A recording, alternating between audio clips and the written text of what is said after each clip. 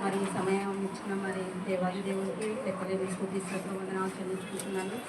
మరి ఈ యొక్క అంశ ధ్యానం ఏంటంటే మరి అందరికీ తెలిసిందే, అందరం కూడా మరి బైబిల్లోనే మనం చెప్తాం. కాకపోతే ఎవరి ద్వారా దేవుడు ప్రతి ఒక్క మాట బయలుపరచనున్నాడో దాని ద్వారా మన మన మన జీవితాలను సరి చేసుకోవాలి.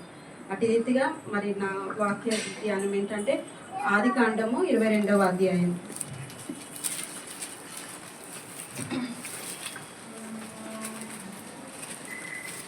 1వ వచనం మనం చూసుకున్నాం. ఆ సంగతులు జరిగిన తర్వాత దేవుడు అబ్రహామును పరిశోధించను.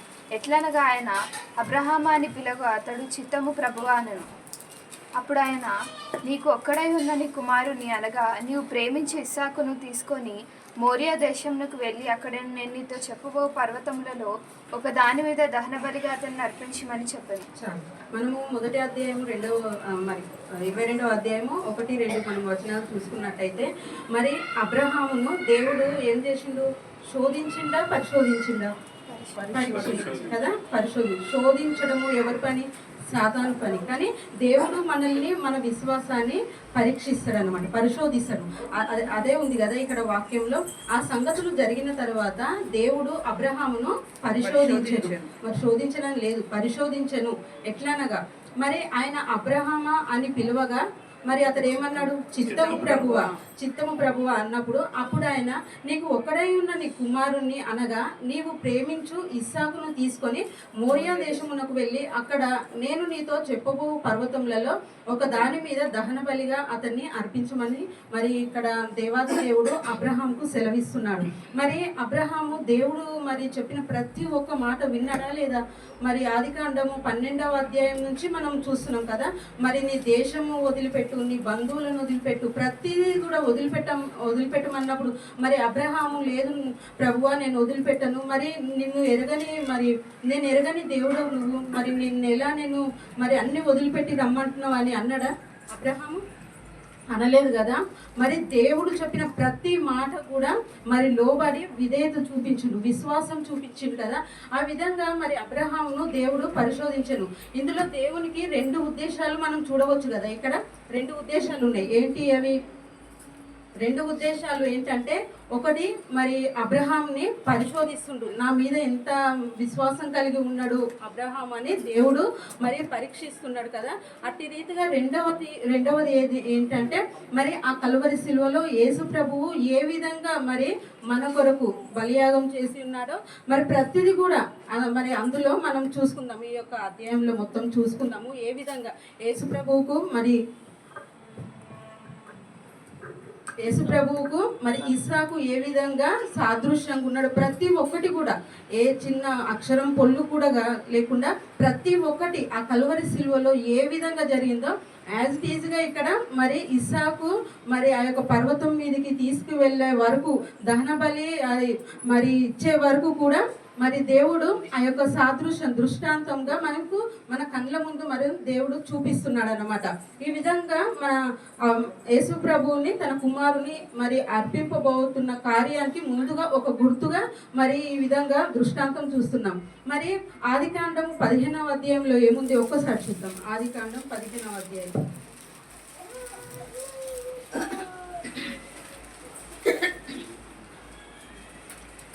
అందులో 5వ వచనం. మరియు ఆయన వెలుపలికి అతన్ని తీసుకొని వచ్చి, నీవు ఆకాశము వైపు తేరి చూచి నక్షత్రములను లెక్కించుటకు నీ చేతనైతే లెక్కించుమని చెప్పి నీ సంతానము అలాగవునని చెప్పాను. అతడు యెహోవాను నమ్మెను, ఆయన అది అతనికి నీతిగా ఇచ్చాడు. ఇక్కడ 15వ వచనంలో మనం చూసుకుంటే, మరియు ఆయన వెలుపలికి అతన్ని తీసుకొని వచ్చి నీవు ఆకాశం వైపు తేరి చూచి నక్షత్రములను లెక్కించుటకు నీ చేతనైతే మరి దేవుడు ఆ యొక్క ఆకాశ నక్షత్రములను మరి లెక్కించమంటుంది కదా. అంతగా మరి నీ సంతానాన్ని నేను దీవించబోతున్నాను అని మరి ఆ యొక్క అబ్రహాముకు మరి ఇక్కడ చూపెడుతున్నాను. మనం 15వ అధ్యాయంకి వచ్చేసరికి ఇక్కడ ఏముంది అంటే మరి అబ్రహాము మరి దేవుని పైన విశ్వాసం చూపుతుండు. అవునా? విశ్వాసం చూపుతుండా లేదా? 12వ అధ్యాయంలో తను చెప్పిన విధంగా బంధువులని మరి ఆ యొక్క ఊరిని ఆ యొక్క దేశాన్ని కూడా వదిలిపెట్టి వస్తున్నాడు తన ఆజ్ఞను మరి తన మాటను నమ్మి. 15వ అధ్యాయానికి వచ్చేసరికి మరి విశ్వాసంతో నమ్ముచుండు. మరి ఆ యొక్క గర్భఫలం లేదు కదా మరి అబ్రహాంకి, అయినప్పటికీ మరి 100 సంవత్సరాలప్పుడు మరి ఇస్సాకుని బహుమానంగా ఇచ్చి ఉన్నాడు కదా. అన్ని సంవత్సరాలు కూడా మరి దేవుడు అబ్రహాము వేచి చూసిండు. మరి విశ్వాసం ఉన్నట్టా లేనట్టా? మనమైతే అన్ని సంవత్సరాలు వెయిట్ చేస్తామా? ఏం దేవుడో ఏమో, ఇన్ని సంవత్సరాల నుంచి వెళ్తున్నాను, మాకు గర్భఫలమే లేదని మనము వెనుక తిరిగే వారిగా ఉంటాం. కానీ అబ్రహాము విశ్వాసం ఎలా ఉందంటే 25 సంవత్సరాలు కూడా దేవుడు వాగ్దానం ఇచ్చిన 25 సంవత్సరాలకు కూడా మరి ఆయన విశ్వాసంతో ఉన్నాడు. మరి 22వ అధ్యాయానికి వచ్చేసరికి మరి ఇక్కడ ఏముంది? ఇస్సాకును ఇచ్చిన కుమారుణ్ణి బలి ఇవ్వమంటుండు. అక్కడ విశ్వాసం చూస్తున్నాము, ఇక్కడ ఏం చూస్తున్నాము? క్రియ చూస్తున్నాము, పని. మరి అబ్రహాం మరి దేవుడు అబ్రహాంని ఏ విధంగా మరి పరీక్షిస్తుండు? అక్కడ విశ్వాసం ఉందా లేదా అని పరీక్షిస్తుండు. ఇక్కడ 22వ మరి అధ్యాయానికి వచ్చేసరికి ఇచ్చిన కుమారుణ్ణి 25 సంవత్సరాల నుండి మరి లేనప్పటికీ 25 సంవత్సరాలు వేచి చూసిన కుమారునికి ఆ యొక్క శ్రేష్టమైన బహుమానాన్ని ఏమి ఇవ్వమంటుండు? బలిగా ఇవ్వమంటుండు. ఈ విధంగా మనం చూస్తే మరి ఆ యొక్క విశ్వాసము, క్రియ మరి అబ్రహాము మరి జీవితంలో మరి దేవాది దేవుని పైన ఎంతగానో మరి ఆధారపడి ఉన్నాడు. మరి అదే విధంగా మరి ఇస్సాకు కూడా మరి తండ్రికి విధేయత కలిగి ఉన్నాడా లేదా? తండ్రికి విధేయత కలిగి ఉన్నాడు కదా. మరి ఆ యొక్క మోరియా దేశమునకు ఆ యొక్క దేశమునకు వెళ్ళి మరి దేవుడు చెప్పు పర్వతం ఉన్న మీద మరి అర్పణ ఇవ్వమంటుండు, బలి ఇవ్వమంటుండు ఇస్సాకుని. కానీ మరి ఈ యొక్క మనం ఇక్కడ చూసుకున్నట్టయితే మరి అబ్రహాము మరి ఇస్సాకు కూడా అబ్రహాము యందు మరి విధేయత కలిగి ఉన్నాడు. యేసు ప్రభువు ఎట్టి రీతిగా మరి తండ్రి అయిన దేవునికి విధేయత కలిగి మరి ఆయన చెప్పిన ఆజ్ఞకు లోబడి తనను తాను తగ్గించుకొని మరి సిలువ మరణం పొందినంతగా మరి ఆయన మనకు మాదిరి చూపిండు. ఆఖరి రక్తపు బొట్టు కార్చి మనకు తన ప్రాణాన్ని అర్పించిండు. అదే విధంగా మరి ఇస్సాకును చూస్తుంటే మరి తండ్రి మాటకు లోబడి ఉన్నాడు కదా. మరి ఈ విధంగా మనం ఒక్కొక్కటి చూసుకుందాం. ఏ విధంగా మరి యేసు ప్రభువు లోబడి ఉన్నాడు, ఇస్సాకు లోబడి ఉన్నాడు మనం చూసుకుందాం. అదే విధంగా ఇస్సాకు కూడా తనను తాను బలిగా అర్పించుకున్నటకు సిద్ధపడ్డాడు కదా. మరి ఇక్కడ ఇస్సాకును చూస్తే తన తండ్రి మాటకు విధేయుడై ఉన్నాడు. మరి అబ్రహాం మరి దేవాది దేవుడు యేసు ప్రభువు కూడా తన తండ్రి మాటకు విధేయుడై ఉన్నాడు. ఈ విధంగా మరి అబ్రహాము దేవునిపై విశ్వాసం కలిగి ఉన్నాడు. అదే విధంగా మరి ఇక్కడైతే మరి దేవుడు నరబలి కోరుకుంటున్నాడా? మరి ఎందుకు దేవుడు ఇక్కడ నరబలి కోరుకుంటుండు? ఇస్సాకు ఒక మానవుడు అయినప్పటికీ దేవుడు అన్యాయస్తుడా? కాదు, దేవుడు న్యాయవంతుడు, యథార్థవంతుడు కదా. కానీ ఇక్కడ అబ్రహాము యొక్క విశ్వాసం ఎట్టిది, ఆయన క్రియలు ఎట్టివని పరిశోధించడానికి ఇక్కడ మరి ఇస్సాకును బలిగా ఇవ్వమని కోరుకుంటుండు. కానీ ఈ విధంగా దేవుని చిత్తం ఏదో తనకు మరి అబ్రహాముకు తెలియదు. కాకపోతే మరి ఆయన సిద్ధపడ్డాడు. ఎవరు? అబ్రహాము సిద్ధపడ్డాడు. మరి ఒకవేళ ఇస్సాకు బలి అయినా సరే మరి దేవుడు నాకు తిరిగి నా కుమారుని దయచేస్తాడు, ఇచ్చినా ఇవ్వకపోయినా కానీ మరి దేవుని మాటకు నేను లోబడి ఉంటానని మరి అబ్రహాము మరి ఆ విధంగా బలి ఇవ్వడానికి సిద్ధపడ్డాడు. అదే విధంగా 3వ వచనం చూసుకున్నాం.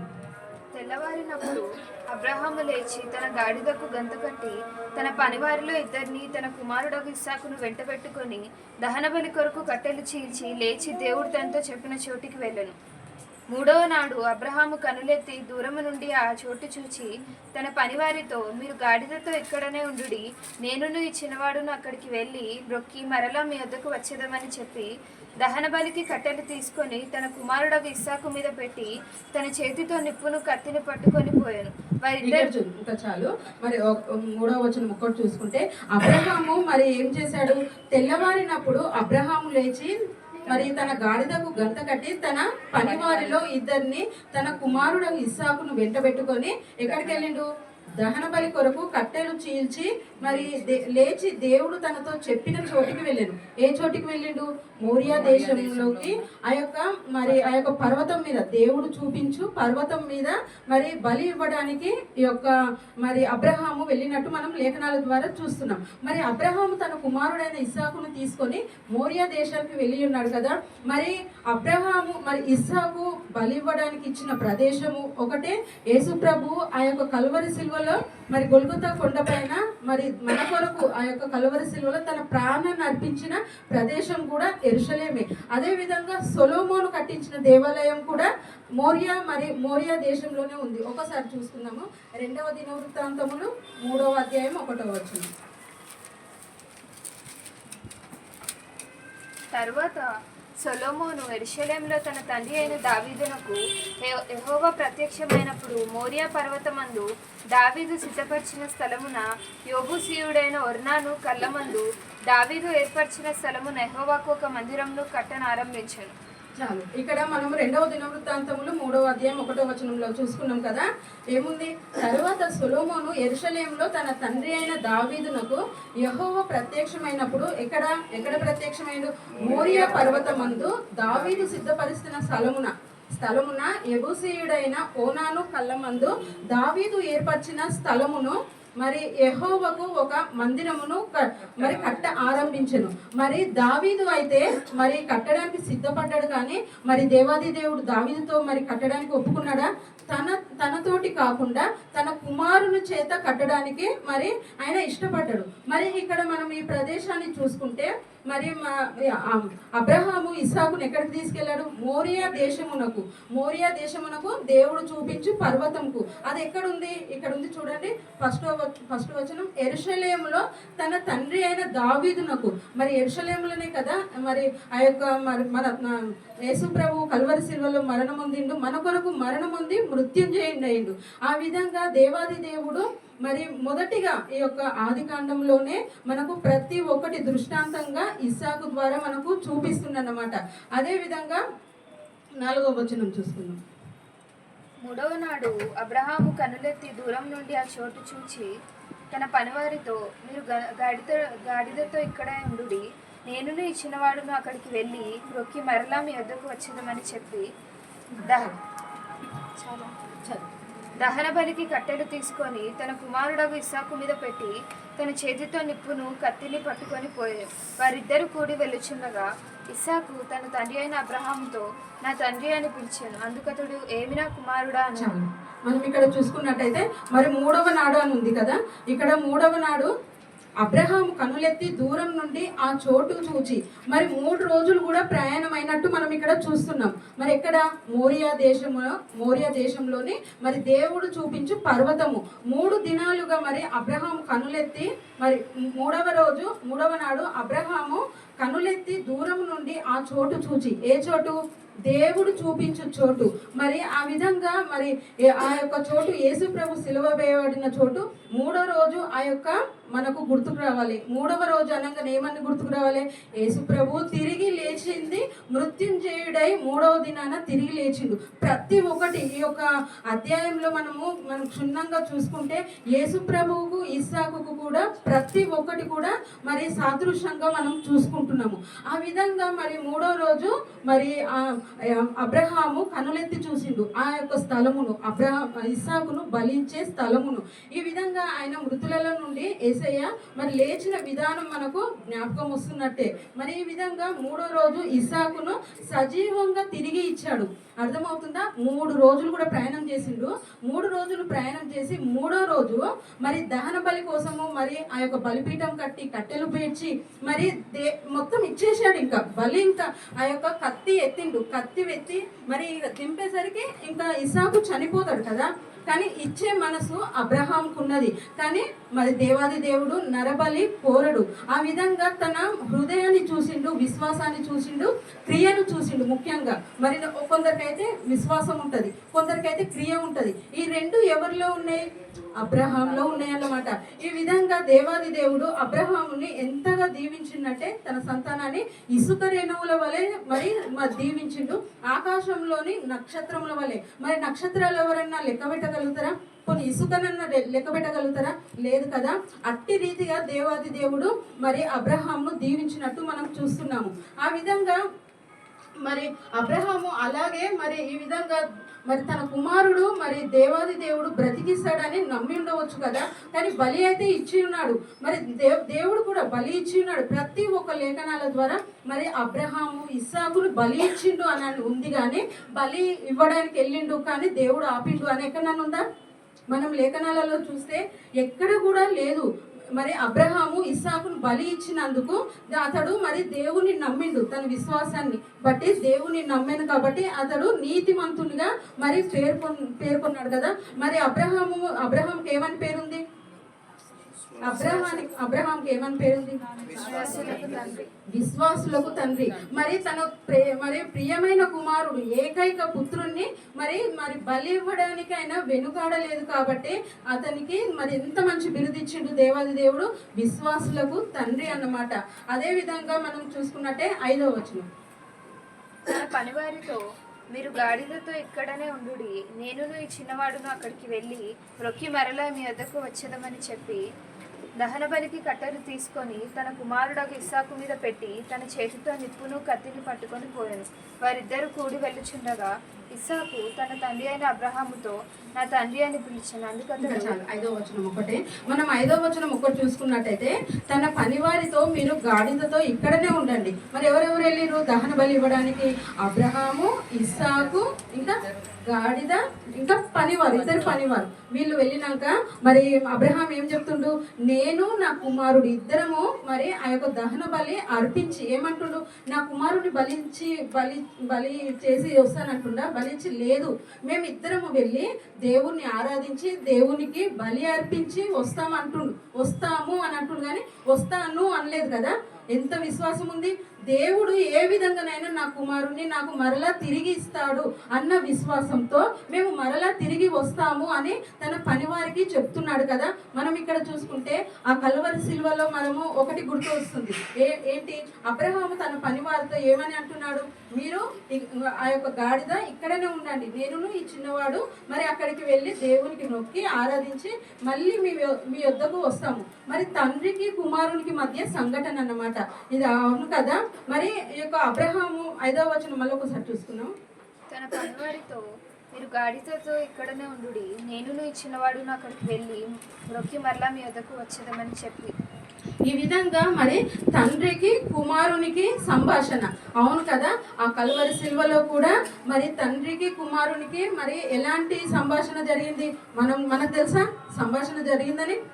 7 మాటలు కూడా దేవుడు మరి తండ్రి నా దేవా అని మరి ఎన్నో మరి ప్రార్థనలు ఇతరుల కోసం ప్రార్థన చేసిండు. నా ఆత్మని నీ చేతికి అప్పచెబుతున్నాను అని ప్రార్థన చేసిండు. ఇంకా చివరికి మనము చూస్తే ఆ యొక్క యేసు ప్రభు సిలువ వేసినప్పుడు ఆ గడియలో తండ్రి కుమారుడి మధ్య ఏం జరిగింది? మరి మత్తయి సువార్త 27వ అధ్యాయము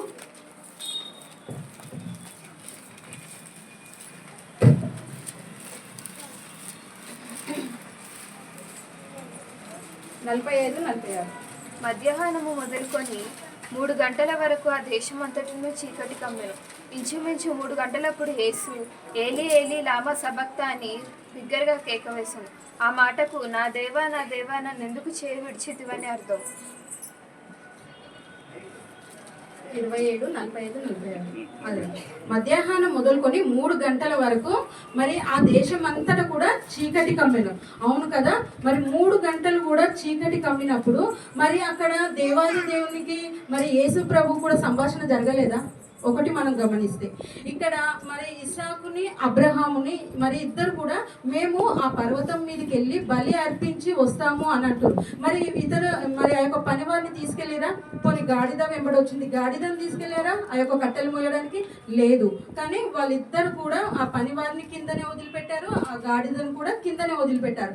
మనము అది గమనిస్తే ఇక్కడ ఆ మనుషులు మరి ఎవరు కూడా ఈ యొక్క బలి విషయంలో మరి ఇస్సాకును బలి ఇవ్వడానికి ఎలాంటి అవసరం లేదు కదా. అవును కదా. వాళ్ళిద్దరు తండ్రి కుమారుడు తప్ప మరి ఎలాంటి మానవుని ప్రమేయం అవసరం లేదని దేవుని ఉద్దేశం. మరి మనం ఇక్కడ కూడా చూసుకుంటే 3 గంటలు, మరి ఆ 3 గంటలు ఏం జరిగి ఉండొచ్చు?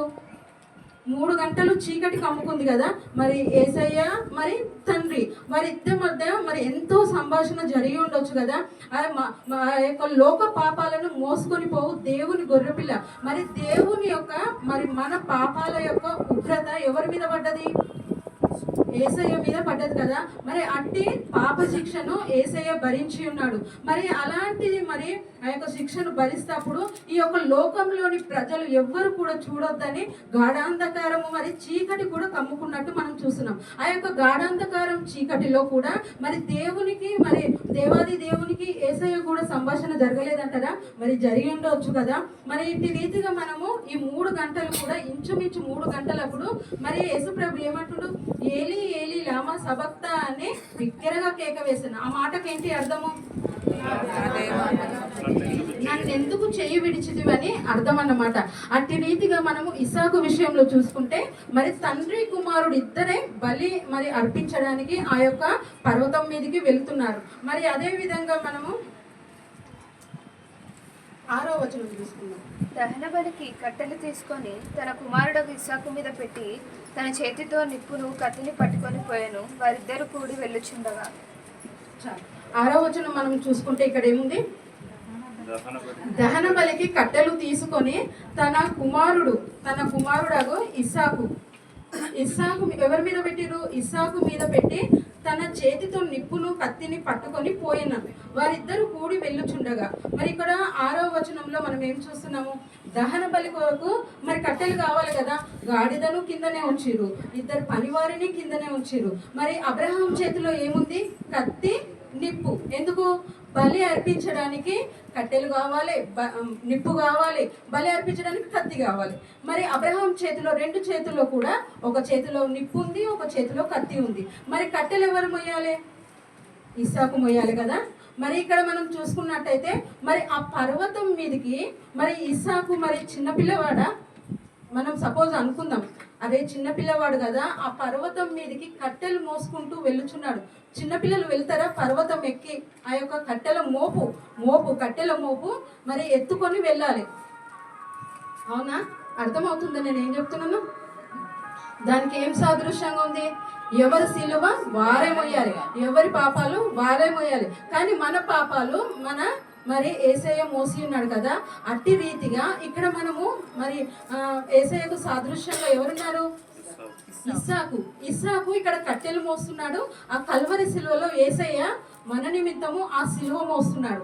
ఈ విధంగా ప్రతిదీ కూడా 22వ అధ్యాయంలో చూసుకుంటే ఎక్కడ ఏ పొల్లు ఏ అక్షరం లేకుండా యాజ్ ఇట్ ఈజ్గా మరి దేవుడు ఏ విధంగా కల్వరి సిలువలో మరణించాడో మరి ప్రతి కూడా దృష్టాంతంగా మనకు మరి చూపెడుతున్నాడు. మరి ఈ విధంగా మనము ఆ యొక్క సిలువను మోసాడు కదా. మరి ఆ విధంగా అబ్రహాము కూడా మరి తండ్రి అయిన దేవుడు తన కుమారునిపై మరి మన పాప భారాన్ని మోసి ఉన్నాడు కదా యేసయ్య. మరి ఇస్సాకు కూడా మరి ఆ యొక్క కట్టెలు మోసు యేసు ప్రభుకు సాదృశ్యంగా ఉన్నాడు. మరి సిలువ అంటే ఏంటి? సిలువ అంటే ఆనందమా? అవమానానికి గుర్తు, శ్రమలకు గుర్తు కదా. మరి యేసయ్య మన కోసం అనేక శ్రమలు అనుభవించినాడు. మన కోసము ఆయన సంతోషాన్ని అనుభవించాడా? లేదు. మన కోసం అనేక అవమానాలు, అనేక శ్రమలు, నిందలు మరి అవన్నీ కూడా ఆయన అనుభవించినట్టు మనం చూస్తున్నాం కదా.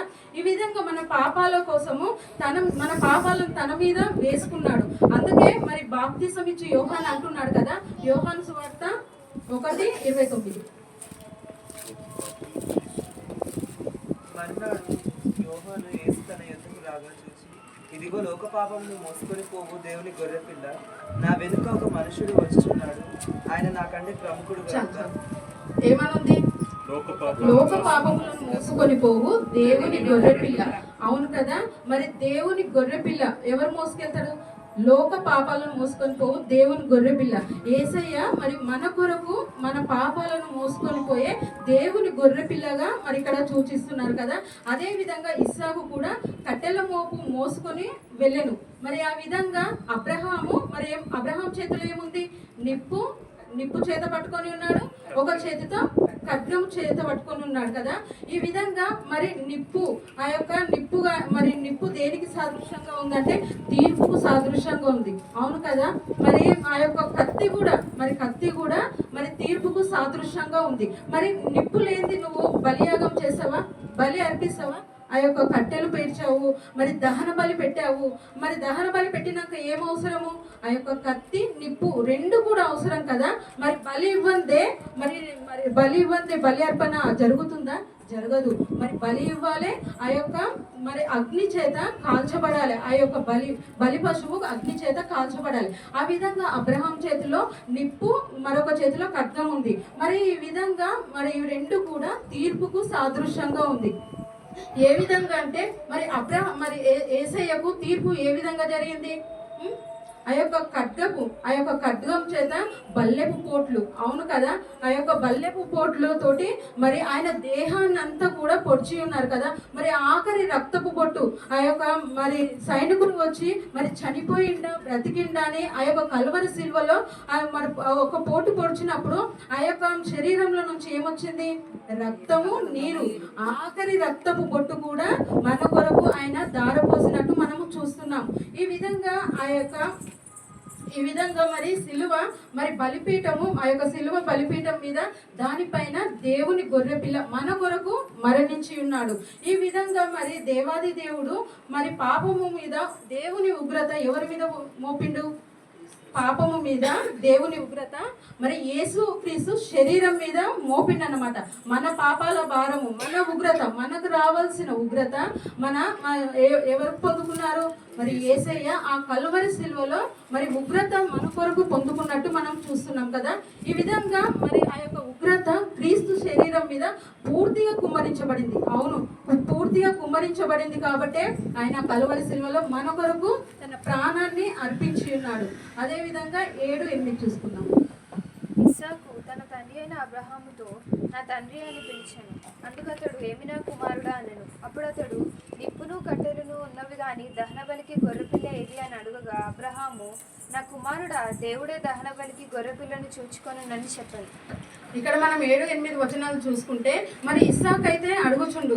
మరి ఇస్సాకు తన తండ్రి అయిన అబ్రహాంతో నా తండ్రి అని పిలిచెను. అందుకు అతడు ఏమి నా కుమారుడా అనెను. అప్పుడు అతడు నిప్పును కట్టెలను ఉన్నవి కానీ దహన బలికి మరి గొర్రెపిల్ల ఏది అని అడగగా మరి ఏమంటుండు? మరి అబ్రహాం ఏమంటుండు? అబ్రహాము నా కుమారుడా, దేవుడే దహన బలికి గొర్రె పిల్లను చూచుకొను అని చెప్పాను. అవును కదా, ఎంత విశ్వాసంతో ఉన్నాడు. లేదు మరి నా కుమారుడా, నువ్వే ఆ యొక్క దహన బలి, నువ్వే ఆ యొక్క గొర్రె పిల్ల, మరి గొర్రె పిల్లవు నిన్నే నేను బలిస్తున్నానని అన్నాడా? లేదు. అబ్రహాము తన మనసులో ఎంత బాధపడుతుండో, తన హృదయము. మనమైతే మన పిల్లలకు చిన్న గాయమైతేనే మన గుండె పగిలిపోతుంది. అలాంటిది దేవాది దేవుడు తన కుమారుణ్ణే బలివ్వమంటుడు, తన చేతితోటి బలివ్వమంటుడు. కానీ మరి అబ్రహాము ఎక్కడ కూడా మరి ఆయన దేవుని మీద సనగలేదు. ఏ విధంగా మరి యోబు లాంటి విశ్వాసం ఉందో మరి అబ్రహాం కూడా మరి ఎంత విశ్వాసం అంటే అలాంటి విశ్వాసము మరి ఉన్నది. కాబట్టి మరి ఏకైక కుమారుని బలి ఇవ్వడానికి ఆయన పూనుకున్నాడు. మరి అయినప్పటికీ 9వ వచనం చూసుకున్నాం. అలాగూ వారిద్దరూ కూడి వెళ్ళి దేవుడు అతనితో చెప్పిన చోటికి వచ్చినప్పుడు అబ్రహాము అక్కడ బలిపీఠంను కట్టి కట్టెలు చక్కగా పేర్చి తన కుమారుడు ఇస్సాకును బంధించి ఆ పీఠము పైన ఉన్న కట్టెల మీద ఉంచింది. ఈ విధంగా మనం 9వ వచనం కూడా చూసుకుంటే అలాగూ వారిద్దరూ కూడి వెళ్ళి దేవుడు అతనితో చెప్పిన చోటికి వచ్చినప్పుడు అబ్రహాము అక్కడికి బలిపీఠంను కట్టి కట్టెలు చక్కగా పేర్చి తన కుమారుడు ఇస్సాకును బంధించి, ఇక్కడ మనం చూస్తున్నాం కదా, బలిపీఠం కట్టిండు, కట్టెలు పేర్చిండు. మరి దేవాది దేవుడు మరి అబ్రహాము అది ఇస్సాకు అడుగుతున్నా కానీ దేవుడే చూసుకుంటాడని చెప్తుండు. కానీ తన పని ఏంటో తను చేసుకొని పోతుండు కదా. బలిపీఠం కట్టిండు, కట్టెలన్నీ పేర్చిండు. మరి ఇస్సాకును ఏం చేసిండు? బంధించి. మరి ఆ యొక్క మరి చిన్నపిల్లవాడ ఇస్సాకు చిన్నపిల్లవాడ కాదు, మనం యవనస్తుడుగా అనుకోవచ్చు. ఎందుకంటే కట్టెల మోపు ఆ యొక్క పర్వత శిఖరం మీదకి ఎత్తుకొని పోయిండు, మోసుకొని పోయిండు. కాబట్టి మరి దాదాపు యవ్వనస్తుడు అనుకోవచ్చు. మరి ఆ విధంగా మరి ఆ యొక్క బిడ్డని బంధించి ఆ యొక్క దహన బలి ఇవ్వడానికి ఏర్పాటు చేసినప్పుడు, లేదు లేదు తండ్రి, నన్నెందుకు బలిస్తున్నావు, మరి మీ దేవునికి పోనీ మన దేవునికి గొర్రెపిల్ల ఉంది, అనేకమైన ఉన్నాయి కదా బలి ఇవ్వడానికి, మరి కోడే ఉంది, మరి ఎందుకు ప్రభువా ఎందుకు తండ్రి మరి నన్ను బలిస్తున్నావు అన్నాడా? ఆ యొక్క బంధించినప్పుడు ఆ కట్లు తెంపుకొని పోయిండా? లేదు. మరి దేవునికి విధేయత కలిగి ఉన్నాడు ఇక్కడ ఇస్సాకు, ఇంకా తండ్రికి కూడా విధేయత కలిగి ఉన్నాడు. మనం యేసు ప్రభువును కూడా చూసుకుంటే మరి తండ్రికి విధేయత కలిగి ఉన్నాడా? గెస్సమనే తోటలో ఒక మాట అంటాడు కదా, ఏమంటాడు? నీ చిత్తం అయితే గిన్నె నా యొద్ద నుండి తొలగించు, అయినా కానీ నా ఇష్టం కాదు నీ చిత్తమే సిద్ధింపుగాక. మరి ఒకసారి ఈ యొక్క గిన్నె తొలగించు అని అంటుండు, కానీ అయినప్పటికీ నా ఇష్టం కాదు తండ్రి, నీ చిత్తమే జరుగును గాక అంటుండు. అలాంటి మరి ఈ యొక్క ఇస్సాకు కూడా తండ్రి బంధించినప్పుడు ఆ యొక్క తండ్రి బంధించి ఆ యొక్క బలిపీఠం మీద మరి ఇస్సాకుని మరి బలి ఇవ్వడానికి సిద్ధపడ్డాడు. మనం ఇక్కడ చూసుకున్నట్టయితే 11-12 చూద్దాం. యెహోవా దూత పరలోకం నుండి అబ్రహామా అబ్రహామా అని అతన్ని పిలిచాను. అందుకతడు 10 నుంచి చూసుకుంటాం. అప్పుడు అబ్రహాము తన కుమారుని వధించుటకు తన చేయి చాపి కత్తి పట్టుకొనగా యెహోవా దూత పరలోకం నుండి అబ్రహామా అబ్రహామా అని అతన్ని పిలిచాను. అందుకతడు చిత్తము ప్రభువా అనెను. అప్పుడు ఆయన, ఆ చిన్నవాని మీద చేయి వేయకుము, అతనినేమీ చేయకుము, నీకు ఒక్కడే ఉన్న నీ కుమారుని నాకు వెనుదీయలేదు గనుక నీవు దేవునికి భయపడు వాడవని ఇందువల్ల నాకు కనబడుచున్నదనెను. ఈ విధంగా మనం 10వ వచనం 11, 12 వచనాలు చూసుకుంటుంటే అప్పుడు అబ్రహాము తన కుమారుని వధించుటకు తన చెయ్యి మరి చాపి మరి కత్తి పట్టుకొనగా, ఇంకేముంది ఒక క్షణము ఒక క్షణం పట్టదు కదా, ఆ యొక్క కత్తి పైకెత్తిండు, కిందికి వేయడానికి ఒక క్షణము కూడా పట్టదు. కానీ అప్పుడే మరి దేవాది దేవుడు మరి దేవుని దూత ద్వారా ఏమని మరి ఆ యొక్క మాట మరి వినిపించిండు, ఆ యొక్క చిన్న కుమారుని మీద చెయ్యి వేయకుమని మరి మనము చూస్తున్నాం ఈ యొక్క లేఖనాల ద్వారా. మరి అబ్రహాము దేవునికి భయపడతాడా? భయపడడా? భయపడతాడు కదా. అబ్రహాము దేవునికి భయపడతాడని రుజువు ఎక్కడుంది? మనం ఇప్పుడు చూసాం కదా 15వ అధ్యాయంలో మరి ఎంతో విశ్వాసంతో ఉన్నాడు కాబట్టి దేవుడి కార్యం చేశాడని మరి ఆయన ఎందు భయభక్తులు కలిగి ఉన్నాడు. 22వ అధ్యాయానికి వచ్చేసరికి ఆయన క్రియారూపకంగా ఒక కార్యం, ఒక పని ద్వారా తన విశ్వాసం ఏంటో మరి ఇక్కడ చూపెడుతున్నాడు. ఎవరు? అబ్రహాము. ఈ విధంగా దేవుడు మన హృదయాన్ని కూడా పరిశీలిస్తాడు. మరి అబ్రహామును పరిశీలించిన దేవుడు మనని పరిశీలించడా? మనని కూడా పరిశీలిస్తాడు. మరి మన అంతరంగంలో మరి ఏముంది, మరి మనం ఏ విధంగా ప్రవర్తిస్తున్నామని మన హృదయాలను, మన హృదయ ఆలోచనలు మరి దేవుడు బాగుగా తెలుసు కదా. మన హృదయంలో ఉన్న ప్రతి ఒక్క మాట కానీ తలంపు కానీ దేవునికి ముందే తెలుసు కదా. మనకు ఆలోచన రాకముందుకే ఆయనకు మరి ముందే తెలిసి ఉంటుంది. ఆ విధంగా మరి దేవాది దేవుడు అబ్రహాం యొక్క హృదయాన్ని పరిశీలించిన దేవుడు మన హృదయాన్ని పరిశీలించడా? మరి ఈ విధంగా మరి మనము విశ్వాసము ఎలా చూపించాలి, క్రియలు ఎలా చూపించాలి? నిజంగా దేవుడు మరి మనల్ని కూడా అడుగుతుండా, నీ కుమారుణ్ణి నీ కుమార్తెని బలిగా ఇవ్వని అడుగుతుండా? లేదు కదా. నేను బలిని కోరట్లేదు, విరిగి నలిగిన హృదయాన్ని కోరుచున్నాను అంటుండు కదా. మన కృతజ్ఞత, మనము ఆరాధన మన విరిగి నలిగిన హృదయాలతో మరి దేవుడు అంటాడు కదా, మీ పెదవులతో కాదు మీ హృదయాలతో నన్ను ఆరాధించండి అని అంటున్నాడు. ఈ విధంగా మరి మనం ఎలా మరి అబ్రహాం అయితే ఆ యొక్క విశ్వాసం ద్వారా మరి ఆ యొక్క క్రియల ద్వారా మరి తన మరి గొప్పతనం ఏంటో మరి చూపించి ఉన్నాడు కదా. దేవుని మీద విశ్వాసం ఎంత ఉందో మరి చూపెట్టిండు. మనం ఎలా ఉండాలి? మరి మన ఇరుగు పొరుగు వారికి మన విశ్వాసం ఎలా తెలుస్తుంది? మనం క్రైస్తవులం కదా. మనం ఈ విధంగా మనం దేవుని నమ్ముకున్న వాళ్ళకు నమ్ముకోని వాళ్ళకు ఏ విధంగా తేడా ఉంటుందని మన విశ్వాసం ఏ విధంగా చూపెడతాము? మనము మరి ఒక క్రియ ద్వారా మనం చూపెట్టాలి. ఇది మన విధేయత ఎక్కడుంది? మన క్రియ ఎక్కడుంది? మన విశ్వాసంలోనే కదా. మనం ఆ విధంగా విశ్వాసం అంటే ఆ విశ్వాసం కనిపిస్తుందా? విశ్వాసము కనిపించదు.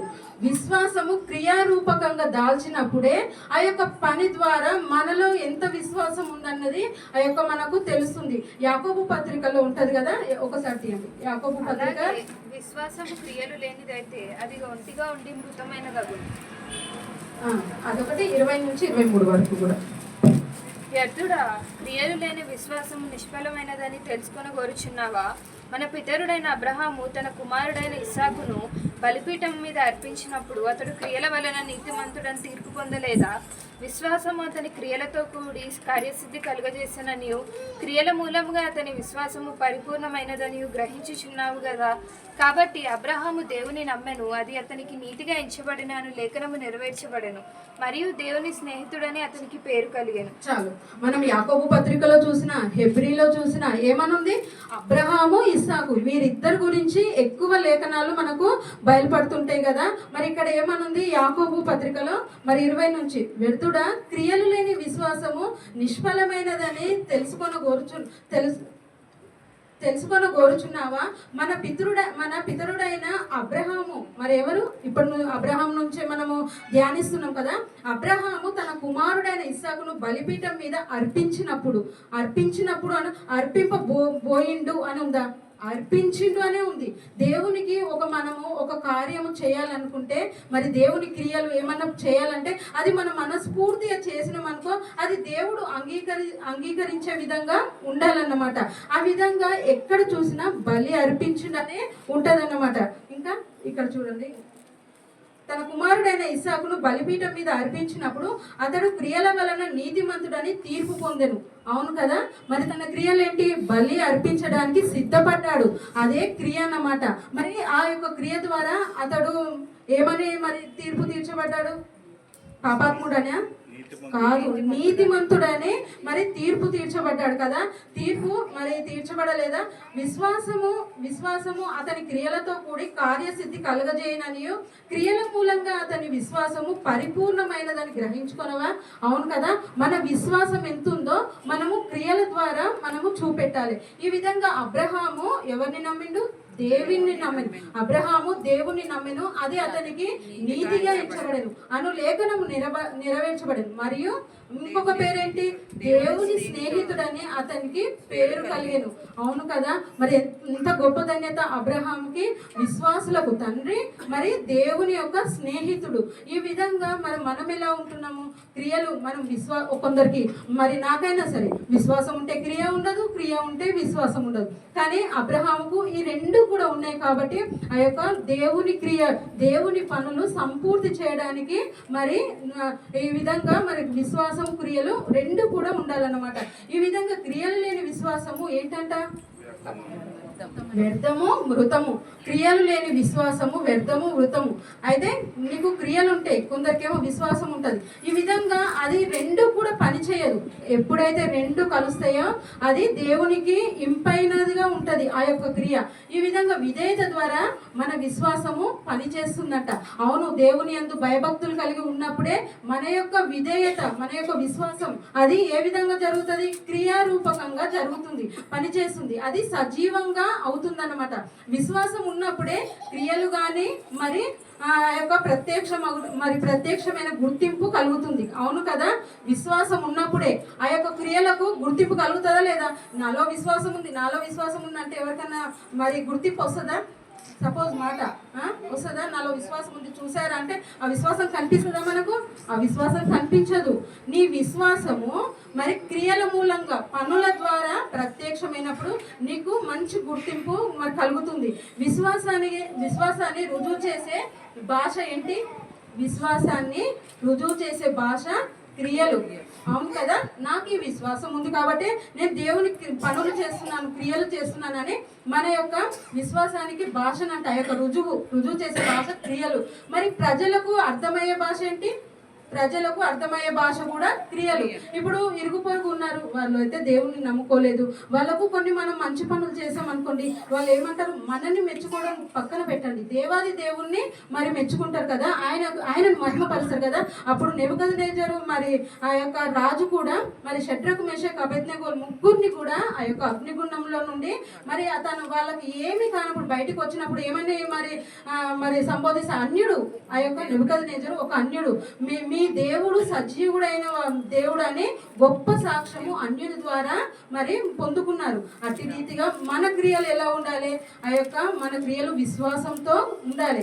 దేవునికి అర్థమయ్యే భాష కూడా, దేవునికి ఏమో అర్థమయ్యే భాష విశ్వాసం. అవును కదా, దేవునికి ఏమో అర్థమయ్యే భాష విశ్వాసం కలిగి మనం దేవుణ్ణి ప్రేమించాలి, ఆయన ఆజ్ఞలను గైకొనాలి. కానీ ప్రజలకు అర్థమయ్యేది క్రియలు, పనులు.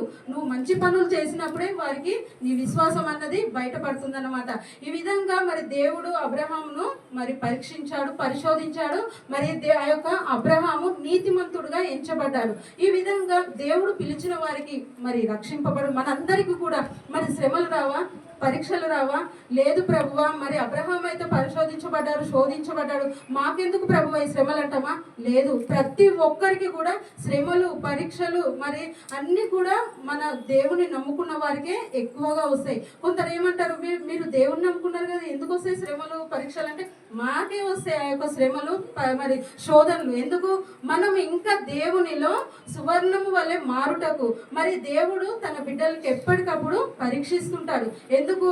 మరి ఈ పరీక్షలు మన విశ్వాసము బలపడడానికి, మన సాక్ష్యము ద్వారా మరి దేవుడు మరి ఇతరులకు దేవుని మహిమపరచడానికి.